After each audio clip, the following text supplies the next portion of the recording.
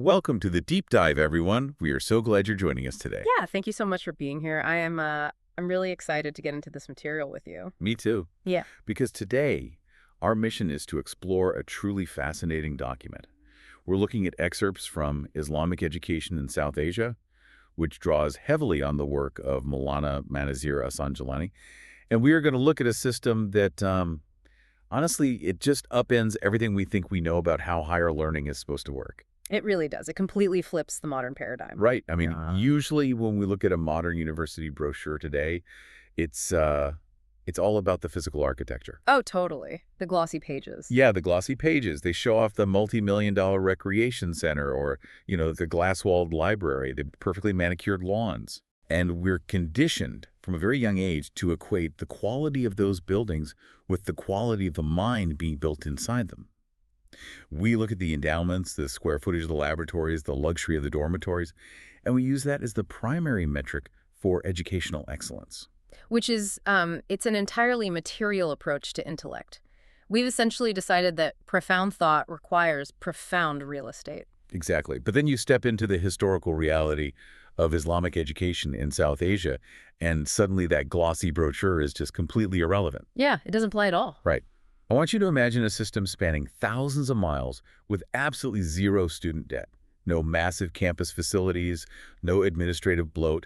Instead, you have a society where the local community physically fought for the honor of feeding students for free. It is the absolute definition of invisible architecture. It's a system where the physical buildings were almost an afterthought, really, yet the intellectual and character-building outcomes were just staggering. And we need to establish the stakes right away here, because this isn't just some dry historical retrospective about how people used to read books. This is about a fundamentally different philosophical approach to learning itself. Yeah, the whole goal was different. Completely different. Today, we largely view education as a transactional process designed to prepare people for the labor market. Right. You pay tuition, you accumulate credits, you get a degree, and hopefully you get a job. It's basically a supply chain. Exactly. It's an industrial supply chain for human capital. But the system we are unpacking today was designed from the ground up with a completely different objective, which was to build character. The career, the prestige, the societal role, those were viewed as secondary byproducts of a primary mission to forge an unbreakable human spirit. The education wasn't about what you could do, it was about who you became. Okay, let's unpack this. Because before we can even begin to look at how these students learned, we really have to wrap our heads around the massive, highly decentralized scale of where they learn. Yeah, the geography is key. Because we are talking about a geographical network of knowledge that is almost hard to comprehend in an era before mass transit. It was a vast, constantly pulsating network of movement and exchange established right across the expanse of Hindustan. We aren't talking about a single prestigious city like a Paris or a Cambridge where everyone just flocked and stayed put. Right. We are talking about literal caravans of scholars constantly on the move, from east to west, south to north. Let's look at the incredible historical example from the text of Sheikh Abdul Aziz Shakarva. Oh, this guy's story is wild. It really is. He traced his scholarly lineage back to his grandfather, Sheikh Tahir Imtan. And to acquire the specific knowledge he needed, he traveled from Oman all the way to Bihar to study under a master named Sheikh Bud Haqqani. Just pause and think about the logistics of that journey for a second. Oman to Bihar. That is thousands of miles. Yeah. You don't just book a commercial flight or, hop on a high-speed train. You're crossing the Arabian Sea, navigating deserts, traversing mountain ranges. Moving through entirely different linguistic and cultural zones. Exactly, all just to sit at the feet of one specific teacher. And this wasn't an isolated incident of some eccentric traveler, right? This was the norm. People were crossing the known world. And they were doing it at a remarkably young age, which really speaks to the incredible efficiency of this decentralized model. Yeah, how young are we talking? Well, because the system was so fluid, because it wasn't bogged down by administrative bottlenecks, it produced phenomenal results very early in a student's life. Take Mian Bahari, originally named Muhi al-Din, born in the town of Bihar. Okay. By the age of 9, he had completely finished the rigorous memorization and recitation of the Quran. Wow. 9 years old. Right. He then continued his advanced studies under his father, Mullah Abdullah, and by the time he was 17, his formal elite education was entirely complete. 17. I mean, let's just do a reality check on modern developmental timelines here. At 17 today, you're maybe just starting to think about college applications. Agonizing over personal essays. Yeah, hoping you get a good enough standardized test score to get into a state school. Right. You are considered, by every metric, a child who is just beginning their intellectual journey. Right, but Mian Bahari at 17 was already teaching and benefiting others in his homeland. His mastery of complex sciences was so profound, so deeply ingrained, that he eventually entered the service of Emperor Shah Jahan. Wow. Yeah, and he was appointed as the personal tutor to Prince Muhammad Aurangzeb. You simply do not reach that level of imperial trust, guiding the mind of a future emperor at such a young age, unless the educational apparatus you came through is incredibly efficient and incredibly rigorous. And the heartland of this rigorous system, the absolute epicenter of this intellectual flourishing, was a region known as Purab. Yes, Purab. Maulana Ghulam Ali Azad Bilgrami, who was a brilliant scholar and actually a product of this exact system, he coined a specific term in his book Sabat al-Marjan.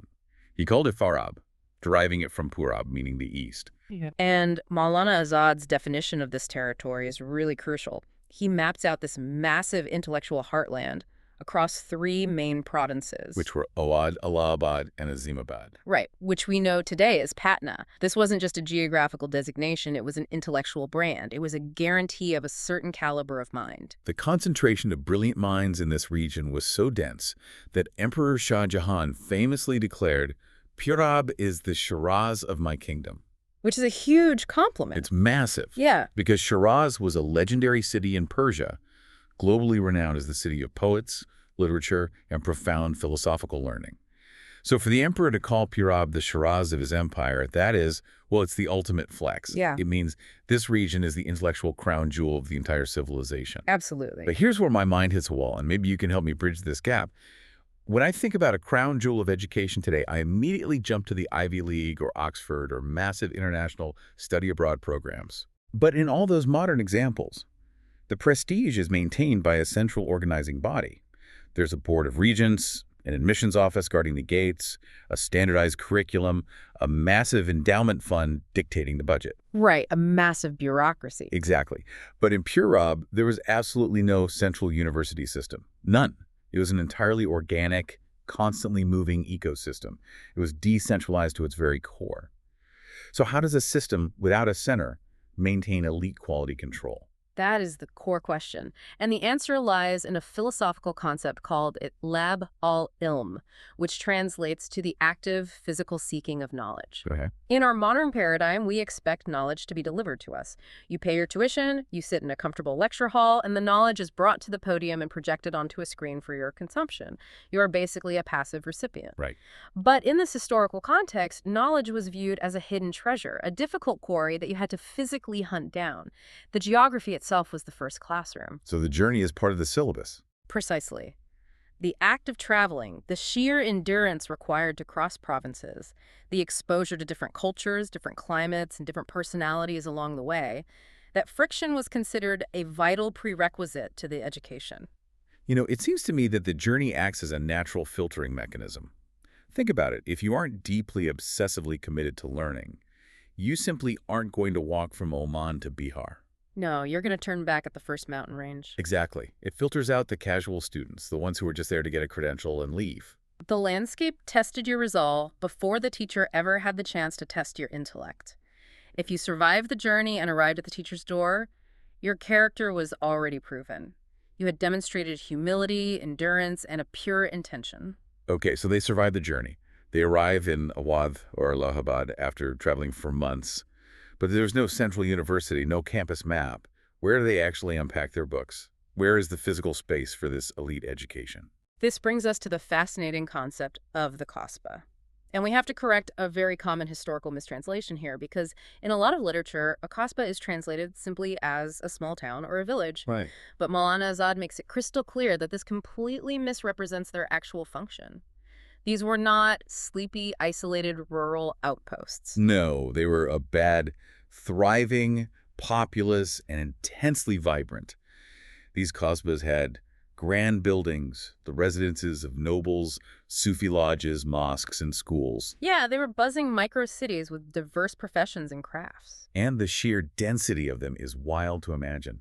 At intervals of just one, or at most two coasts, which is roughly a couple of miles, there are these thriving intellectual settlements. You could walk from one hub of genius to another in an afternoon. And while these settlements were heavily supported by land grants from kings and rulers, the crucial distinction is that the learning didn't happen in isolated, gated academic campuses cut off from the real world. The learning happened right in the middle of everyday, messy, vibrant life.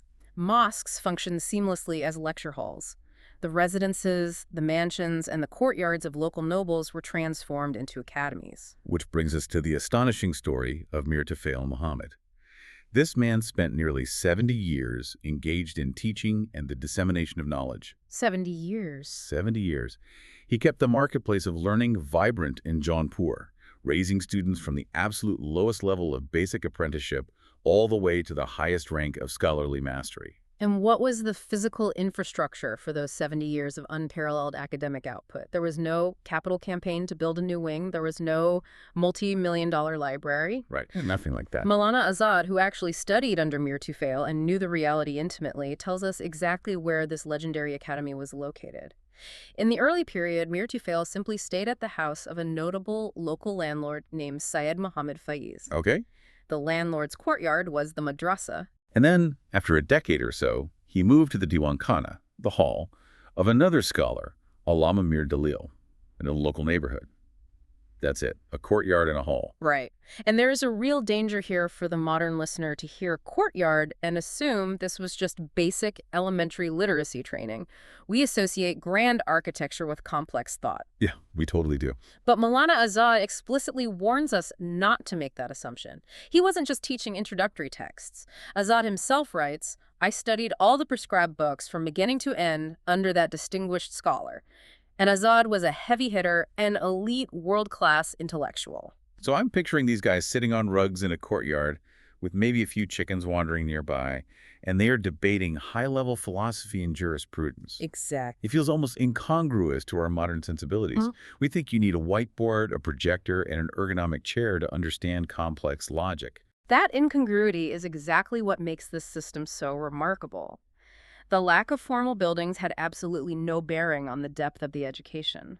In fact, Mir Tufayl Muhammad was such an intellectual giant that throughout his own writings, Maulana Azad refers to him with the revered title, Teacher of the Great Scholars. Wow. But the most revealing title he gives him is the confluence of two seas. I love that phrase, confluence of two seas. What exactly are the two seas crashing together in this courtyard? This is where we get into the profound philosophical balance of their curriculum. The two C's refer to the rational sciences, known as maqwal, and the transmitted sciences, known as menqul. Okay, let's break that down because that sounds like the key to their entire intellectual framework. It absolutely is. The transmitted sciences, manqul, are the foundational texts, so the Quran, the Hadith, the historical traditions, the established jurisprudence. It is the preservation of divine and historical truth. Okay, got it. Then the rational sciences, maqwal, are logic, philosophy, dialectics, and expansive reasoning. By calling Mir Tufayl the confluence of two seas, it means he wasn't just producing rigid theologians who only knew how to memorize texts. Right. And he wasn't producing untethered philosophers who debated into a relativistic void. He was producing Renaissance men. So they were mastering pure Aristotelian logic right alongside deep theology. Exactly. And why is this important? Because logic without tradition becomes chaotic and untethered from moral grounding. Tradition without logic becomes rigid, dogmatic, and incapable of adapting to new societal challenges. Makes so much sense. By merging them, Mir Tufayl was forging minds that could navigate rigorous textual analysis while simultaneously employing expansive, adaptive philosophical reasoning. He is also described as a rising place of two lights, the branches, or furu, and the foundations, usul. It is an incredible web of brilliant minds passing the torch. And it was a very tight-knit intellectual family tree, Mir Tufayl Muhammad and another giant of the era, Muhibbul Bihari. Oh yeah, he authored a notoriously complex and famous text on jurisprudence. Right. They were both nourished from the exact same scholarly table. They both studied under a master named Sayyid Qutb al-Din Shamsabadi. It's just this beautiful, continuous chains of genius happening in courtyards and living rooms. It really is. But here's where things get really interesting for me, and honestly, where I need you to explain the mechanics of this society.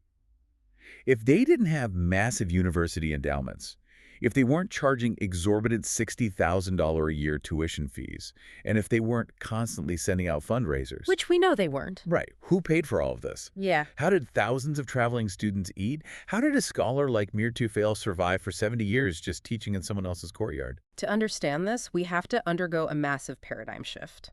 We have to stop looking at the physical infrastructure and start examining the financial infrastructure. And the contrast with our world is glaring. The people of means in these communities, the local merchants, the landlords, the nobles, took full unilateral responsibility for the upkeep of the students. But wait, how was this enforced? Was it a local tax? Because if someone told my neighborhood they had to feed 50 traveling college students every day, there would be a revolt. That is exactly the modern reaction. We would view it as a burden, an annoying charity request, or a heavy tax. But in Purab, it wasn't viewed that way at all. They used a very specific, spiritually charged word to describe this duty, satat. Honor, blessing. Yes. They viewed feeding a student as a tremendous personal honor and a direct blessing upon their own household. The community's kitchens literally became the students' kitchens. The local mosques functioned as their free hostels. And this wasn't just an elite phenomenon isolated to the wealthy megacities like Lucknow. The historical record lists all these relatively small towns, Makram, Kora, Somali, Chand, Karbada, where there were robust, entirely free arrangements for education and boarding. We really need to linger on the contrast here because it is painful. The author of these accounts draws a very stark line between that world and ours. Today, the crushing burden of educational expenses, the dormitories, the meal plans, the exorbitant tuition fees, the textbooks, it all falls squarely on the students and their families. And the human cost of that burden is immense.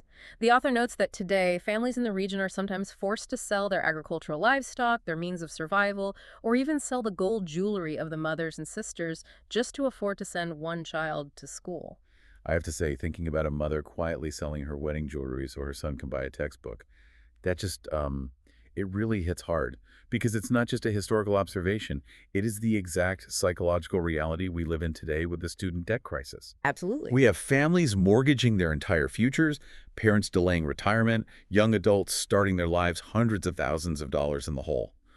The anxiety is palpable. It's everywhere. My analogy for what was happening in Purab is like, imagine if your entire neighborhood, your entire town, acted as a collective real-world Patreon for you while you went to college. Oh, that's a good way to put it. Yeah, but it's not just a low-tier subscription. They are fully funding your life. And not only are they paying for your food and board, they genuinely feel lucky to do it. They feel that by feeding you, they are securing their own spiritual success. That analogy is excellent, but let's dig into the actual sociological mechanism of that Patreon model. This represents a profound shift in how a society assigns value. In our modern model, we view education as a private investment for private gain. Right. You take out a loan, you get a degree, you get a higher salary, you keep the money. Therefore, society says you pay for it yourself. Right, it's a private transaction. But in the historical model of Purab, the community didn't view a scholar's education as a private asset. If a student becomes a master of the confluence of two seas, a master of logic and theology, that wasn't just good for the student's personal career. No. The community viewed that mind as a public utility. Investing in that student's knowledge was a direct investment in the collective spiritual, moral, and social well-being of the town. By feeding the scholar, they were literally feeding the soul of their own community. It was a decentralized, non-state welfare system built entirely on mutual spiritual obligation. Okay, so the community is incredibly generous. The students are getting free food, free boarding, free education. If this were a modern setting, you'd expect the students to just kick back, relax, and enjoy the free ride. Right, you'd think so. But, and this is a huge but, the students and the scholars themselves practiced a radical, almost shocking form of self-deprivation. They actively resisted getting comfortable. They maintained a fierce, uncompromising pride in their knowledge. They absolutely refused to take the community's generosity as a license for luxury. And this brings us to one of the most gripping, intense narratives in the entire historical record, the story of Mir Mubarak Muhaddith Bilgrami. Yeah, he was a student of the great Hadith scholar Maulana Nur al-Haq. And there is an account of a day when Mir Mubarak was simply preparing to perform his ablution, his ritual washing before prayer. Right. He's standing there and suddenly he just collapses. He faints and falls straight to the ground. His teacher's other student rushes over in a panic, and when Mir Mubarak finally regains consciousness, the harsh reality comes out. He hadn't eaten a single morsel of food in 3 days, not one bite. Now, I have to push back here because my modern psychological alarm bells are ringing. Chronic starvation impairs cognitive function. It destroys your ability to focus, to reason, to engage in that high-level McCall logic we just talked about. Yeah. We look at this today and say, this isn't piety, this is self-harm. Why wouldn't he just go to the neighbor who considers it an honor to feed him and ask for a piece of bread? That is exactly the modern critique, but we have to look at the psychological training happening here. During those 3 days of excruciating hunger, he refused to open his lips to complain. He didn't express his condition to anyone. Wow. According to Islamic jurisprudence, which Mir Mubarak knew perfectly well, after 3 days of starvation, even eating carrion, dead, unslaughtered animals becomes legally permissible just to save your own life. Yet he remained entirely silent. Why? Because asking for food, even from a willing donor, creates a subtle psychological dependence on a human being. His sense of religious integrity and the absolute dignity of his knowledge wouldn't let him beg. Exactly. It wasn't about the diet. It was about breaking the ego. And the deep psychological nuance of this is explored in an interaction he has right after he faints. His devoted student, Mir Fazl Muhammad, feels terrible. Yeah, understandably. He runs home, prepares a rich, sweet dish that he knows Mir Mubarak loves, and brings it back to him. Okay, so the guy has just fainted from a 3-day fast. He finally has some delicious food in front of him. How does he react? Watch the delicacy of the spiritual etiquette here. When the student brings the sweets, Mir Mubarak initially shows great cheerfulness. He offers prayers of thanks and accepts the food. But he explicitly states that he is only accepting it so he doesn't hurt the student's feelings. He says, "I will accept it, provided that you do not feel hurt." But then he categorizes the food. With what is described as subtle spiritual insight, Mir Mubarak tells the student, in the terminology of the spiritually detached, this is called the food of the affluent one. Right. Because his nafs, his inner self, his base ego had desired it. He was starving, his body craved the sweet dish, and therefore consuming it felt like a spiritual compromise. It was a leaning toward worldly desire, even though eating it was completely permissible. This is where we get the profound lesson of expectation, orchestrated by his own teacher. Mir Mubarak's teacher, Maulana Nur al-Haq, sees exactly what is happening. He sees his brilliant student analyzing the spiritual weight of this plate of sweets. Oh boy. So what does the teacher do? He walks over, reaches down, takes the food away from in front of Mir Mubarak without saying a single word, and simply walks away. Just grabs the plate and walks off. The guy just woke up from fainting. It seems incredibly harsh. But the teacher steps aside, waits a moment out of sight, and then walks right back and presents the exact same plate of food to Mir Mubarak again. And the teacher asks him a very specific, laser-focused question. "When I first took the food away, did you expect that I would bring it back?" And Mir Mubarak, who has rigorously trained his mind not to attach to the world, answers honestly, no, I had zero expectation. And the teacher smiles and says, "Now this food is being brought without any expectation from you. This makes it the food of the noble." The food of the noble. That is such a powerful paradigm shift. Because he didn't expect it, because he had emotionally let it go, the food was completely stripped of its worldly attachment. It was no longer a transaction between human beings. It became a pure provision from God. What is happening here isn't an exercise in physical masochism. It is high-level psychological and spiritual conditioning. The goal was to build an absolute, unshakable reliance on the divine rather than on human charity. The underlying theological concept here is God not sufficient for his servant? The student had to internalize in their very bones that human beings are merely the temporary vessels of provision, not the ultimate source. And the logic follows. If you expect things from the vessel, if you rely on the noble or the patron, you are easily manipulated. You can be bought. But if you expect absolutely nothing from the vessel, you are entirely free. No politician can hold your salary over your head if you genuinely don't care whether you eat sweets or starve. Precisely. And this intense training in spiritual independence wasn't the end goal in itself. They weren't just trying to produce a generation of isolated, starving hermits. This extreme asceticism was the training ground, the crucible for immense practical leadership in the real world. We see this transition perfectly in the continuation of Mir Mubarak's life. He transforms from this starving student who faints from hunger into a massive, highly effective community leader. He later moves to Yompur. And he doesn't just sit quietly in a corner of a mosque. He actively builds an entire community. Yeah, he really gets to work. He establishes residences, a mosque, and even constructs a fortified settlement made of baked bricks to protect the area from thieves and wild animals. A fortress. It's a remarkable pivot. The historical accounts literally ask, what need does a dervish have for such a settlement? Why does a man who wouldn't even ask for a piece of bread suddenly care about building a walled city? Because it wasn't for him. He built it to protect the people who gathered around him. And who were those people?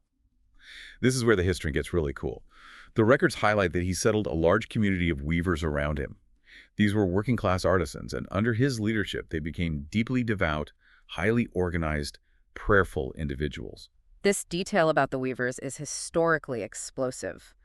Maulana Azad uses this incident from the 11th century Hijri to completely dismantle a pervasive, deeply entrenched colonial myth. Right. There was narrative constructed later, often by colonial administrators and modern sociologists, that the artisan and working classes of India, like the weavers, were religiously ignorant and intellectually backward during Muslim rule, and that they only gained religious consciousness much later. But this account proves that centuries earlier, these working-class communities were highly organized around intellectual centers, deeply pious, and actively engaged with elite scholars. And there is such a great, warmly human anecdote about Mir Mubarak interacting with one of these weavers. It really shows his practical leadership style. There was one weaver who just wouldn't show up for the congregational prayers during the workday. Mir Mubarak goes to him, not as an angry cleric, but just as a neighbor, and asks, "Brother, why do you not attend the congregation?" The weaver gives a beautifully pragmatic working-class answer. He doesn't offer a theological excuse. He just says, because attending regularly causes me financial loss, my working time on the loom is reduced. Totally fair point. So Mir Mubarak asks him to calculate exactly how much loss he suffers by stepping away to pray. The weaver does the math and says 1 paisa per day. 1 paisa, a fraction of a penny. So what does Mir Mubarak, this elite scholar, do? He doesn't lecture the guy on the fires of hell. He doesn't shame him in front of the community. He just says, I will give you that 1 paisa instead. He makes a direct deal to cover the guy's lost wages out of his own pocket. So naturally, the weaver starts coming to prayer. But the story gets even better. One day, Mir Mubarak notices the weaver rushing into the prayer line without having performed his wudu, his ritual washing. He pulls him aside and asks, "What is this? Are you performing prayer without purity?" And the weaver, ever the shrewd negotiator, replies, with one thing, 2 tasks cannot be accomplished at once. You want me to use the same time for both prayer and ablution? That is not possible. Meaning, the 1 paisa only covers the time I spend actually praying, not the prep time. I absolutely love this guy. He is basically nickel and diming a saint. He's saying, look, I'm on the clock here. You bought the prayer package. The washing package is extra. It's hilarious. And Mir Mubarak's reaction is just beautiful. He doesn't get offended by the audacity. He just smiles and says, okay, another allowance should be added for ablution as well. He literally starts paying him for the prep time, too. Now, when I read this, my modern brain immediately went straight to behavioral economics. It's like Mir Mubarak is literally incentivizing a habit using a financial reward structure. But we have to debate this. Does attaching a monetary reward to a sacred act compromise the spiritual purity of the act? Are you just bribing someone to be religious? Because if I pay my kid to read a book, they might just read it for the money and never actually love reading. That is a very astute modern reading, and it's the exact tension the text addresses. Mir Mubarak understood human psychology perfectly. The text views the financial incentive merely as a scaffolding, a temporary stepping stone. Okay. The goal was never to establish a permanent transactional relationship with God. The historical account concludes the anecdote by noting that gradually the weaver developed a sincere, intrinsic inclination toward the prayer. The habit took root. Exactly. The physical repetition created a spiritual opening. The sweetness of the spiritual act eventually overcame the financial calculation, and the weaver, on his own accord, eventually abandoned the demand for the wages altogether. The extrinsic motivation successfully converted into intrinsic motivation. It's brilliant pedagogy. He met the man exactly where he was in the language of economics that the weaver understood and walked him toward a higher understanding. And this brings us to a core philosophical argument of the entire era, an argument deeply critical of modern assumptions. It's an argument about the profound danger of comfort. Oh, yeah. We've seen how Mir Mubarak lived, but the historical records go out of their way to emphasize the gritty, unvarnished physical reality of the scholarly environment. The descriptions paint a vivid, almost claustrophobic picture of their living conditions. It talks about Mir Mubarak living in the house of his teacher, Sheikh Nur al-Haq. The records state with absolute certainty that he had nothing more than a narrow, dark cell with a rough mat covering the floor. No furniture. Right. He didn't have the standard amenities of the time. No servants, no washermen, no barbers. He possessed no razors, no soap, no combs, no mirrors. Absolutely none of the basic items of grooming and adornment. And this intense simplicity wasn't just an ancient phenomenon that faded away. The records bring in a later example, much closer to the modern era, of a famous scholar named Maulana Mad Hassan of Allahabad. His student life was incredibly harsh, deliberately so. Yeah, the sensory details here are intense. Maulana Mad Hassan lived in a tiny mosque called Masjid-e Mason near the Ranji Mahal Bridge. His cell was so narrow that 3 or 4 people could only lie down in it with great difficulty. Just tiny. But here is the kicker. Right outside the door, just a short distance away, was a public latrine. The smell of the latrine constantly lingered inside his tiny cell. And if that wasn't enough sensory assault, there were kebab shops right outside the mosque canopy, so his room was constantly filled with thick smoke until late at night. He spent his entire student life living in these conditions. It's hard to even imagine. Why? I mean, surely someone in the community would have offered him a better room. Oh. Why actively choose to live in a dark, smoky room that smells like a latrine? To understand why they embraced this level of hardship, we have to look at the broader Islamic intellectual tradition. The historians cite the famous story of the Hadith scholar Ibn Nasr al-Marwazi. Oh, this is a great story. The great historian Khatib al-Baghdadi records that when Marwazi was a young student in Egypt, his entire existence was funded by just 2 dirhams a year. 2 dirhams covered his food, his clothes, his ink, his paper, everything. It was absolute grinding poverty. Wait, 2 dirhams for the whole year? Yeah, for everything. But then the story shifts. Years later, he becomes a master scholar in Khorasan. He's famous, and the political elite are suddenly showering him with wealth. The governor of Khorasan sends him 4,000 dirhams a year. The governor's brother sends another 4,000. The people of Mar and Samarkand send 4,000. Suddenly, the guy who survived on 2 dirhams a year has an annual disposable income of 12,000 dirhams. That is a massive fortune. But look at his behavior. He didn't hoard it. He didn't build a massive estate or buy a fleet of horses. He spent all 12,000 dirhams with such open-hearted, radical generosity that by the end of the year, he had 0 coins left. Wow. He gave it all away to students, to the poor, to the community. And when someone criticized him, essentially asking, why don't you save for a rainy day? What if the governor's cut off your stipend? Marwazi gives a profoundly revealing answer. He says, I lived in Egypt for so many years as a student on 2 dirhams in total. So how do you think that if this annual income of 12,000 dirhams were to disappear, nothing would remain? I know how to survive on 2 dirhams. I have nothing to fear. Exactly. It is an inoculation against the fear of poverty. The argument being made here is that early, intense simplicity kills the anxiety of status loss. When a person becomes intimately acquainted with a hard life early on, they realize they do not need luxury to survive or even to be intellectually fulfilled. Therefore, when wealth eventually comes, it doesn't own them. They don't hoard it out of neurosis. They spend it freely because they know, deep down, they can always go back to the mat on the floor and be perfectly fine. It's an emotional superpower. If you aren't afraid of being poor, you can't be threatened. Which leads directly to the most scathing critique of modern educational systems I've ever heard. The observers of this history look at the universities of their day, and this applies tenfold to our modern institutions, and they see young people placed in what they call paradisiacal residential institutions. We give them excessive comfort. We give them luxury dorms with lazy rivers and gourmet dining halls. The critique explicitly states that the years of education are meant for the rigorous forging of the mind, not for indulging in the lifestyle of the elite. Refinement and sophistication, they argue, are only authentic and stable when they built on a solid foundation of enduring hardship. If you skip the hardship phase, the character is inherently fragile. It is a facade. They argue that we make these students accustomed to unnecessary pleasures, we soften them up for 4 years, and then, when graduation comes, we suddenly push them out of these paradisiacal bubbles into the harsh, thorny path of real life. The records call the real world a valley of fire. The valley of fire. And when these soft, Comfort-addicted students hit the valley of fire, they burn up. They fail because they have zero resilience. They haven't built the necessary calluses on their souls. It is a devastating, multi-layered critique.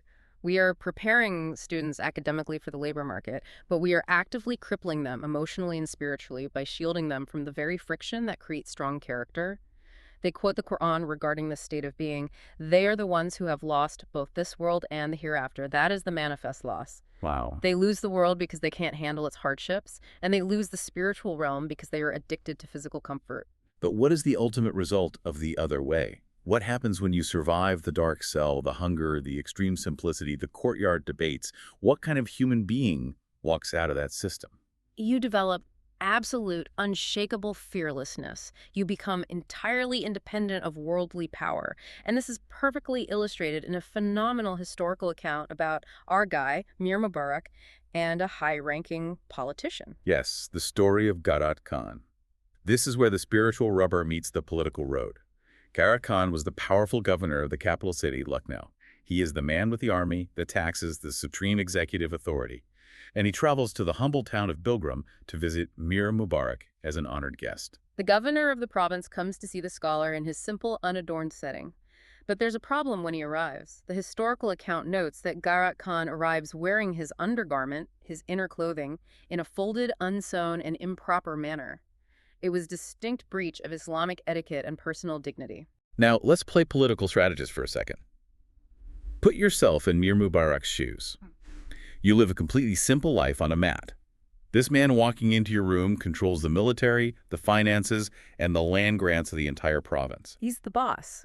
The easy thing to do, the politically savvy thing to do, is to just ignore his clothing. Just be polite, serve him some tea, take the meeting, and let him leave without causing a scene. Why risk your neck over how a guy folds his clothes? Because for Mir Mubarak, ignoring it would be a betrayal of his moral authority. Despite his poverty, or rather because of his poverty, he cannot stay silent. He sees this improper attire as a strike at the dignity of a Muslim, regardless of their rank, so he objects. He directly calls out the Supreme Governor of Lucknow to his face about his underwear. It is incredibly bold. And what happens? Does the governor call the guards? This is where we see the ultimate proof of the scholar's true, overarching authority. Garat Khan doesn't get angry. He doesn't order Mir Mubarak arrested for insolence. The account says Garat Khan immediately accepted the criticism, and right then and there, with his own hands, he corrected his clothing. He fixed the improper element in front of the scholar. The reversal of power dynamics is just stunning. The man with all the money and all the swords is the one who humbly bows to the moral authority of the man sitting on a mat. It shows that these scholars were the true leaders of society, and the politicians absolutely knew it. The benefactors, the nobles who gave the land grants to support the students, they were made to feel indebted to the scholars, not the other way around.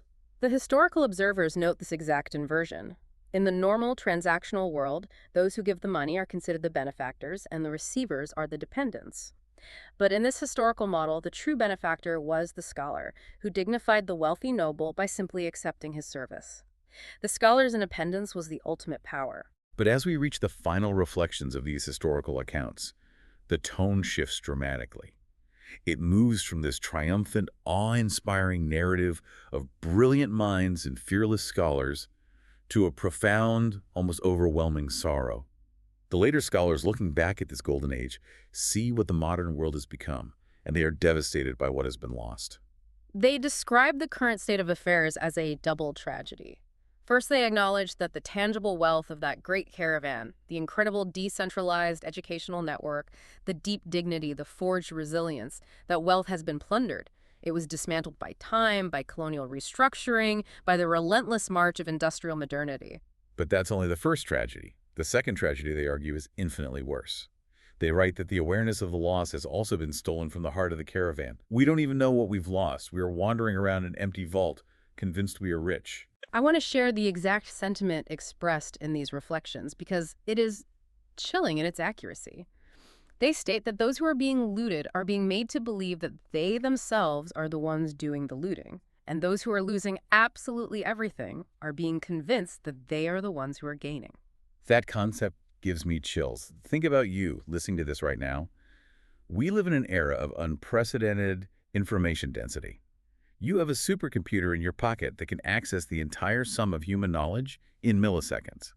We think we are gaining everything. We think we're at the absolute pinnacle of educational evolution because we have AI and fiber optic internet and digitized libraries. We feel like we are the ones doing the looting, raiding the universe for endless data points. But the warning echoing from this history is that in the midst of all this technological accumulation, we may have entirely lost the essence of what education actually is. We have infinite data, but we lack profound wisdom. We have unparalleled physical comfort, but we lack psychological We resilience. really do. We have advanced degrees, but we lack the moral dignity to speak truth to power without the paralyzing fear of losing our salaries or our social status. We are losing everything that makes a human being truly formidable, and yet, because of our shiny technology, we are utterly convinced we are winning. We've covered a massive transformative journey today. We started by tracing the footsteps of thousands of scholars, crossing the vast, unforgiving geography of Purab, moving from Oman to Bihar, turning the very landscape into a grueling, filtering classroom. We looked deep into the Quaspas, those thriving micro-cities where elite, complex education, the confluence of two seas, happened not in million-dollar lecture halls, but in the intimate courtyards of local landlords. We examined a completely inverted financial model where the community viewed feeding a student not as a tax, but as a sacred honor, a sadat, freeing students from the crushing modern burden of debt. Right. And we saw how the students themselves, figures like Mir Mubarak, actively embraced extreme simplicity, enduring hunger and dark cells to forge an ironclad reliance on the divine rather than becoming dependent on human charity. All of which culminated in a breed of human beings so fiercely independent, so morally grounded, that the most powerful politicians and military governors of the age would literally adjust their clothes and bow their heads in their presence. It was, from start to finish, a system designed not to fill a labor market, but to forge an unbreakable human spirit. Which leaves us with a final, provocative thought for you to carry with you. We obviously can't, and frankly probably shouldn't, try to go back to starving for 3 days or living next to a latrine to build our character. That world is gone. But if this history proves beyond a shadow of a doubt that early hardship and simplicity create profound resilience, incredible generosity, and absolute fearlessness, how can we manually inject that kind of productive hardship into our own modern, hyper-comfortable learning journeys? Can we recreate the food of the noble mentality in an age of instant gratification and endless delivery apps? How do we deliberately build the invisible architecture of the mind when every single screen, every single advertisement, and every single modern institution is demanding we focus only on the physical? Because at the end of the day, you can build the most beautiful, glossy, multi-million-dollar university on Earth. You can fill it with the fastest computers and the most comfortable chairs. But if the person walking out of those glass doors breaks at the first sign of real-world fire, the architecture failed. Thank you for joining us on this deep dive. Keep questioning, keep learning, and remember that your pursuit of knowledge is never just about building a career. It's about building yourself.